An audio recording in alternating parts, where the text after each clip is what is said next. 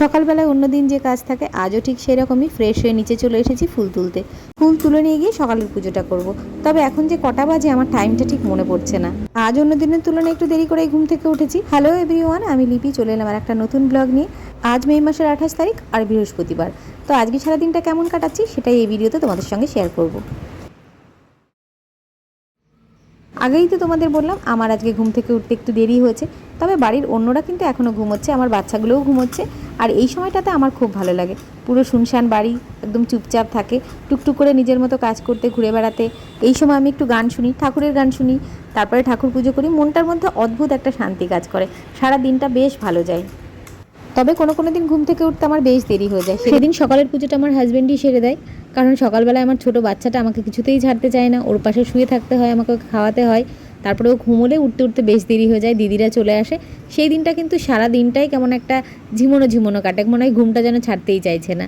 আর আগে যেটা হতো প্রেগনেন্সির সময় সে একই সমস্যা হতো, সকালবেলায় মানে সারা রাত ঠিক মতো ঘুম হতো না, সকালে উঠতে পারতাম না। দিকে বড় মেয়ে স্কুল ছিল, আমাকে উঠতেই হতো। যদিও আমার হাজব্যান্ড ভীষণভাবে সাপোর্টিভ, ও সব কিছুই করে দিত মেয়ের, তবু আমি তো মা, আমাকে উঠতে হতো। আর বাচ্চার অনেক কিছু চাহিদা শুধু মায়ের কাছেই থাকে, ওদের মনে হয় মা এই কাজটা ভালো করতে পারবে। আর মা যদি অসুস্থ হয়, মা যদি নিজে হাতে করে কোনো কাজ না করে দেয়, তখন বাচ্চাদের মন আরও বেশি খারাপ হয়ে যায়।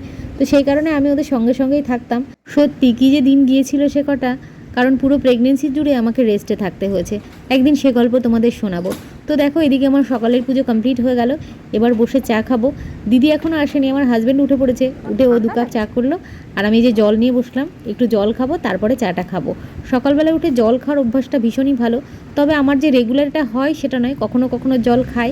আর কোনো দিন জল খাওয়ার কথা মনে থাকে না, আগেই চা বিস্কিটটা খেয়ে নিই। তো দেখো চা খেতে খেতে আমার ছোটো মেয়ে কিন্তু ঘুম থেকে উঠে পড়েছে। হ্যাঁ ও শোনা, ও দে বাবা হিচকি উঠছে যে খুব, হিক হিক। হ্যাঁ মা উঠে বসো না, খিদে পেয়েছে না তোর? দেখে রাখ বোনকে, আমি বোনের খাবার রেডি করে নিয়ে আসি। দেখ চশমাটা নিয়ে নিল। এখন এই 11:30 মতো বাজে, ছোটো মেয়ের জন্য খাবার করছি, ওকে দেবো আজকে ডাল সিদ্ধ। তো তারপরে খাওয়ানোর পরে স্নান করিয়ে আমি একটু ছাদে এসেছি। ছাদে এসে বসে আছি, আমার হাজব্যান্ডের সঙ্গে কিছু কথাবার্তা হচ্ছিলো। তোমাদেরকে তো আগেও বোধহয় বলেছি আমার ছোটো মেয়ের সামনে অন্নপ্রাশন, তো সেই ব্যাপারে একটু ছাদে বসে হাওয়াতে বসে কথাবার্তা বলছিলাম। কী রান্না হয়েছে আজকে একটু দেখি। ট্যাংরা মাছের ঝোল, ছোটো মাছের চচ্চড়ি, মটরের ডাল ডাটা দিয়ে, আর তার সঙ্গে হয়েছে ভাজা, পটল ভাজা, আলু ভাজা, আর হয়েছে থোড় ঘন্ট। এই হচ্ছে আমাদের দুপুরের মেনু আজকে। বাড়ির সবার দুপুরের খাওয়া দাওয়া হয়ে গেছে, এখন এই 3টের কাছাকাছি বাজে। আমার বড় মেয়ের লেবু খাওয়া হয়ে গেছে, ওর তো খাওয়ার পরে রোজ একটা করে লেবু চাই। তো ওকে লেবুটা কেটে দিয়েছিলাম, আর ছোটো মেয়ের জন্য লেবুর রস করে নিচ্ছি। আমার বড় মেয়ের মতো ছোটো মেয়েটাও দেখছি লেবু খেতে বেশ পছন্দ করে। ওকে সারাদিন আমি 3বার বাইরের খাবার দিই, সকালে আর রাতে দিচ্ছি ডাল সিদ্ধ বা আলু সিদ্ধ, আর এই দুপুরবেলার দিকে দিচ্ছি একটু লেবুর রস। তবে ওকে লেবুর রস দেওয়ার আগে আমি টেস্ট করে নিই, মিষ্টি হলে তবেই লেবুর রসটা দিই। হচ্ছে মা তোমার টিভি দেখা কমপ্লিট, এবার তো টিভিটা বন্ধ করতে হবে। আর এই তো তোর পিসি তোর জন্য আম এনেছে, খাবি তো? কেন? এটা বোনের, তাহলে আমগুলো কে খাবে? যতগুলো আম নিয়ে এসেছে কে খাবে? দাদু আর তুই খাবি। আমার বাড়ির লোকেরা বেশিরভাগ জিনিসই খেতে চায় না, আমার মেয়েটাও হয়েছে সেরকম। বছরের ফল, একটা সিজনাল ফল আম, সেটাও আমার মেয়ে খেতে পছন্দ করে। লিচুও খায় না, একমাত্র কমলা লেবু, মুসুম্বি, এই লেবুগুলোই আমার মেয়ে খেতে পছন্দ করে। আর এই যে আমগুলো আমার ননদ নিয়ে এসেছে, ও শ্বশুরমশাই পাঠিয়েছে, তো এগুলো সব আমি ফ্রিজে রেখে দিচ্ছি। 3টে আম বাইরে রেখে দিচ্ছি। সন্ধ্যাবেলায় আমার হাজব্যান্ডকে বলবো বাবাকে আম দিয়ে মুড়ি দিয়ে চটকে মেখে দিতে, ওইভাবে যদি একটু মেখে দেয় তাহলে একটুখানি খাবে। না হলে আমি যদি কেটে দিই তো জোর করে আমাকে বলতে হবে খাও খাও, করার পর এক টুকরো মুখে তোলে। আমার হাজব্যান্ডও যা করে, আমার শ্বশুরমশাইও তা করে। তো বুঝতেই পারছো এই আমগুলো সব যাবে এই শর্মার পেটেই। আর হ্যাঁ, অবশ্যই মাসি আছে, তারপরে আমাদের বাড়িতে যারা হেল্পিং রয়েছে তাদের সবার সঙ্গে অবশ্যই আমি শেয়ার করেই খাবো। একা এতগুলো আম খেলে আর দেখতে হবে না। আমার ননদ আসার সময় আবার কতগুলো মুড়িও নিয়ে এসেছে। বাবা মানে আমার শ্বশুরমশাই আউশ ধানের ওই লাল লাল মুড়িগুলো খেতে বেশ পছন্দ করে, তো সেই মুড়িও 2 প্যাকেট নিয়ে এসেছে। এইগুলোকে ওই বালতির মধ্যে রেখে দিচ্ছি আপাতত, পরে ভেজে একটা কৌটোর মধ্যে তুলে রাখা হবে।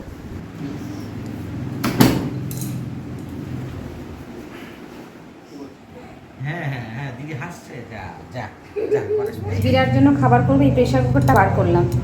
এই যে মিষ্টি আলু, এটাই আজকে দেবো। ডাল দিয়েছি, কালকে খাইনি ডাল সিদ্ধ। আর এই প্রেশার কুকারটা হচ্ছে অদ্রিজার জন্মদিনকে গিফট করেছিলাম, মনে নেই কে গিফট করেছিল। তো আসার পাওয়ার পরেই তখন শাশুড়িমা বলেছিল যে এইটা আমি, মা তখন একাদশী করতে বলেছিল, আমি একাদশী করবো এটা থাক। আরও অদ্রিজা প্রেশার কুকার ছিল তখন অলরেডি, প্রেশার কুকারটা নষ্ট হয়ে গেছে, ওটা রেখে দিলাম, এক্সচেঞ্জ করতে হবে। তো এতদিন তো পড়ে রয়েছে, মা ব্যবহার করেনি, কিন্তু একাদশী করেছে, ওই হয় না আমাদের মাদের একটা জিনিস ব্যবহার করবো বলে নিয়ে আর ব্যবহার করা হয়নি, মাও সেটা ব্যবহার করার নতুনই করেছিল। তা আমি দেখলাম ওটা পড়েই রয়েছে, আমার মেয়ের জন্য খাবারও করতে হবে, তো সেই কারণে এই যে বসিয়ে দিলাম, আবার একটা কিনবো। আর ঠাকুর ঘরে কবে কোন কাজে ব্যবহার করবো জানি না, তো সেই কারণে এটা আজকে ব্যবহার করে ফেললাম। বসিয়েছি ডাল সিদ্ধ, কলাইয়ের ডাল সিদ্ধ দিলেই এরকম করে না ইয়ে হয়। বাবা আলু সিদ্ধ বেগুন সিদ্ধ খাবো বলে সেটা দিয়েছি, আর তার সঙ্গে কলাইয়ের ডালের সিদ্ধ। আমাদের রয়েছে চিকেন, আমার ননদেরকে চিকেন নিয়ে এসে দুপুরবেলাও এসছে, চিকেন রান্না করে নিয়ে এসছে, তো আমাদের আর কিছু লাগবে না, ও চিকেন খাবে না, ওর জন্য আলু বেগুন সিদ্ধ আর এই যে কলাইয়ের ডাল হচ্ছে সিদ্ধ, ওর যদি খায় ডাল সিদ্ধ, বাবা ডাল সিদ্ধ আর আলু বেগুন সিদ্ধ দিয়েই খাবে। আমার মেয়ের খাবার রেডি হয়ে গেছে, যাই ওকে খাইয়ে দিই একটুখানি। আমার এই বিশ্ব পাকা মেয়েকে রান্নাঘরে প্রেশার কুকার দেখিয়ে দেখিয়ে খাওয়াতে হচ্ছে, প্রেশার কুকারে সিটি পড়ছে, এই যে সেটা দেখে দেখে আমি খাচ্ছেন, তাও খাচ্ছে না, মুখ ঘুরিয়ে নিচ্ছে। এই যে চিকেন, এটা আমার ননদ নিয়ে এসছে রান্না করে, দুপুরবেলায় নিয়ে এসে, দুপুরবেলা আমরা আর কেউ খাইনি, শুধু মেয়েই একটু খেয়েছিল। তো এটা এখন মানে আমাদের রাতের এটাই মেনু। সকালবেলায় আমরা জানতাম না আমার ননদ মাংস রান্না করে নিয়ে আসবে, ও আসবে সেটা ঠিক ছিল, সেই কারণে ওর পছন্দ মতো মাছ নিয়ে এসেছিল ওর দাদা। আর রাত্রেবেলায় ফুলকপি করবো বলে মাসিকে বলেছিলাম ফুলকপিটা কেটে দিয়ে যাও, মশলাটা একটু করে দিয়ে যাও। তো রাতের রান্নাবান্না সব কিছু আমি রেডি করে রাখার পর আমার ননদ তখন ফোন করেছে, বলছে ওর মাংস নিয়ে আসছে। এখন অলরেডি আমাদের দুপুরে রান্নাবান্না হয়ে গেছে, সেই জন্য মাংসটা আর কেউ খায়নি, শুধু আমার মেয়ে একটু খেয়েছে, আর বাকিটা ধরে রাতের জন্য রেখে দিয়েছিলাম। কিন্তু রাত্রেবেলা আমার ননদ মাংস খেলো না, ও বললো ফুলকপির তরকারিও খাবে না, শুধুমাত্র সিদ্ধ ভাত খাবে আর একটা ডিম ভাজা খাবে। বাবাও বললো সিদ্ধ ভাত খাবে, তো সেই রকমই রান্নাবান্না হলো আজ রাতে। এদিকে কাজকর্ম মোটামুটি হলো, গ্যাস ওই গ্যাসটা এখনও মুছিনি, ওটা মুছবো পরে, ওটা একটা ডিম ভাজা হবে ঝুমার জন্য, ডিম ভাজাটা হয়ে গেলে তারপরে মুছবো। আর ওখানে আমার মেয়েকে আর বাবাকে খেতে দিয়ে দিয়েছে, ওরা খাচ্ছে, ছোটোটাকে গিয়ে এখন একটু ঘুম পাড়াবো। 29শে মে শুক্রবার সকাল 9টার ভিডিও এটা। আমি আর আমার মেয়ে চলে এসেছি ফুল তুলতে। কালকের ব্লগটা আর কালকে শেষ করতে পারিনি, তো সেই জন্য ভাবলাম আজকেও কিছুটা ভিডিও তোমাদের সঙ্গে শেয়ার করি, এতে ব্লগটা একটু বড়ও হবে আর প্রপারলি ব্লগটা শেষ করাও হবে। আজকে ঘুম থেকে উঠতে আমার বেশ দেরি হয়েছে, প্রায় 8টা বেজে গেছে, আর সেই কারণে আজকে সকালবেলার পুজোটা আমার হাজব্যান্ডই দিয়ে দিয়েছে। আমার দেরি করে ওঠার কারণটা হচ্ছে আমার ছোটো মেয়ে, আমার ঘুম ভেঙে গেছে 6:30টার সময়, কিন্তু ও কিছুতেই ঠিকমতো ঘুমাচ্ছিল না। আমি যেই পাশ থেকে ওঠার চেষ্টা করছি তখনই ও ছটফট করছে আর মোটা মোটা চোখ করে আমার দিকে তাকিয়ে থাকছে। আবার ওর পাশে গিয়ে আমি শুয়ে পড়লাম, ওকে খাওয়ালাম, একটু করে ঘুমাচ্ছে, কিন্তু যখনই আমি ওঠার চেষ্টা করছি আমাকে উঠতে দিচ্ছে না। তো সেই কারণে আমি ভাবলাম না, ওর প্রপারলি ঘুমটা জরুরি, ও সকাল সকাল উঠে পড়লে সারা দিনটা খ্যান খ্যান করবে। ফুল তুলে চলে এসেছি উপরে, আমার মেয়ে সকালের খাওয়া দাওয়াটা সেরে নিল, এবার একটুখানি গান নিয়ে বসেছে। তো গান নিয়ে যখন বসে তখন ওর পাশে আমাকেও একটু বসতে হয়, কারণ এখনও তো খুব একটা বড় হয়নি যে একা একাই সব কিছু করে নেবে, আমি পাশে বসলে প্র্যাকটিসটা একটু ভালো হয়। বাজে এখন 12:20, 12:15 বাজে। তো ছোটোটাকে স্নান করানো হয়ে গেছে, বড়োটাকে এখনও স্নান করানো হয়নি, ওটাকে খাওয়ালাম। ছোটোটাকে আলু সিদ্ধ খেলো আজকে, রাঙা আলু সিদ্ধ। আর সকালবেলা থেকে আর কিছু ভিডিও করা হয়নি। আর পিসি গেল, পিসির মায়ের শরীরটা খারাপ, পিসি চলে গেল, ও এখন শুয়ে রাখবো, নাহলে বাবার কাছে দেবো, দিয়ে বড়োটাকে স্নান করবো। আর আমি এখন কী করছি দেখাচ্ছি, দাঁড়াও। এই তাল শাঁসগুলো মানে যে কটা পারি ছাড়াবো, বাবাকে একটু দেবো, ছাড়িয়ে দিলে তবু একটা দুটো খাবে, না হলে খেতেই চায় না বাবা। এইগুলো পাঠিয়েছে ঝুমা বাড়ি চলে গেল আজকে, মানে আমার ননদ, আর যাওয়ার পথে ও কিনে পাঠিয়ে দিয়েছে এগুলো। তো দেখি বাবাকে ছাড়িয়ে দিই একটা দুটো, যদি খায়। কিন্তু পাহাড়ে দিতে না পারলে সব লোপট হয়ে যাবে। তাল শাঁস যখন এবছর উঠেছে প্রথম, যেহেতু আমি ভালোবাসি একদম, ওটার সঙ্গে সঙ্গে আমার হাজব্যান্ড নিয়ে এসেছিল। আর যেহেতু আমি তাল শাঁস ভালো খাই, সবাই মানে আমার পছন্দের একটা জিনিস, বাড়ির সবাই মানে এদিক থেকে ওদিক থেকে সবাই বেশ আমার জন্য তাল শাঁস নিয়ে আসে, ভালো লাগে বেশ এই জিনিসটা। দাঁড়াও, আমি না এক হাতে ছাড়াতে পারছি না, আমি ছাড়িয়ে মানে একটু তাড়াতাড়ি ছাড়াতে হবে, ছাড়িয়ে নিই। এই না মা, তাল শাঁস খাবি? না, খা না একটু। কিছু খাই না, আম খাই না, কি খাই ওই জানে। বাবার একটা দিলাম, বাবা মানে তাও খায়নি না, আরেকটা বাবাকে আর একটা দিয়ে এলাম, আর আমি একটা ছাড়িয়ে নিলাম, আর মাসিকে আর দিদিকে ওদেরকে একটা করে দিয়ে এলাম। তুই তো চলে গিয়েছে বললাম, এখন শুয়ে আছে। বাড়িতে খাবারগুলো সব দিদিকে দেবো টিফিন বক্সে, আমাদের খাবারগুলো সব রেডি করবো, তারপরে বড়োটাকে স্নান করাবো, তারপরে ছোটোটাকে ঘুম পাড়াবো। ডাল শাঁসের ভেতরে একটা জল থাকে, ওই জলটা কিন্তু খুব ভালো লাগে, খুব মিষ্টি হয়।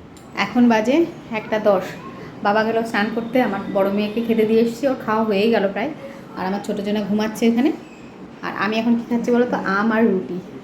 এ দেখো সকালবেলায় একটা রুটি রেখে দিয়েছিল আমার জন্য। আমি তো সকালে ভাতই খেয়েছি আজকে, তো রুটিটা ছিল আমার ভাগের, তো সেটা দিয়ে আম দিয়ে খাবো। এই আম দিয়ে রুটি খেতে গিয়ে আমার মনে পড়লো যে আমাদের বাড়িতে সকালে মানে সকালে না, রাত্রেবেলা রুটি হতো। এখনও রুটি হয়, ভাতও হয়, দুরকমই হয়, কিন্তু তখন রুটিই হতো। আর আম কাঁঠালের সময় তো বেশিরভাগ সময় রুটি হতো, সবাই রুটি খেতে ভালোবাসে। আর দুধ থাকতো বাড়িতে। আমি অবশ্য দুধ আম দিয়ে খাওয়া খেতাম না, আমি খেতাম হচ্ছে এরকম আম কেটে কেটে তাতে এরকম করে রুটি দিয়ে দিয়ে এরকম করে খেতে ভালো লাগতো, মানে চটকে না কিন্তু। তো সেটা খাচ্ছে আর মনে পড়ছে সেই কথাটা। আমগুলোকে আরও ছোটো ছোটো করে কেটে দিত মা, একদম পুরো বরফি বরফি করে কেটে দিত। আর সেগুলোতে এরকম করে রুটি ছিঁড়ে নিয়ে এরকম করে মেখে নিতাম আমটা, এরকম করে নিয়ে খেতাম। এইভাবে মানে খেতে ভালো লাগে আমার, চটকে নিয়ে খেতে আমার একদমই ভালো লাগতো না, এখনও লাগে না। তো খেতে খেতে ওই কথাটাই মনে পড়লো। তো এখন বাজে 1:30, আমি যাব স্নান করতে। বাবা স্নান হয়ে গেছে, বাবা ঠাকুর ঘরে ঢুকলো। আর পিসি ফোন করেছিল, পিসি বললো পিসি আসছে, পিসির মা এখন ঠিক আছে, তো সেই জন্য পিসি চলে আসছে। আমার বড় মেয়ের তো খাওয়া দাওয়া হয়ে গেছে, ও বসে এখন একটি টিভি দেখছে। ওকে একটা লেবু কেটে দেবো, দিয়ে আমি যাবো স্নান করতে। আর কালকে থেকে ব্লগটা আজকে এই পর্যন্ত চললো। তো আজকের ব্লগটা মানে এই ব্লগটা এখানেই শেষ করছি। আর কালকে যে ব্লগটা দেবো সেটা একটা অন্য কিছু শেয়ার করবো তোমাদের সঙ্গে। তো দেখতে থাকো। টাটা, সবাই ভালো থেকো, সুস্থ থেকো। এই ব্লগটা আমি এখানেই শেষ করছি।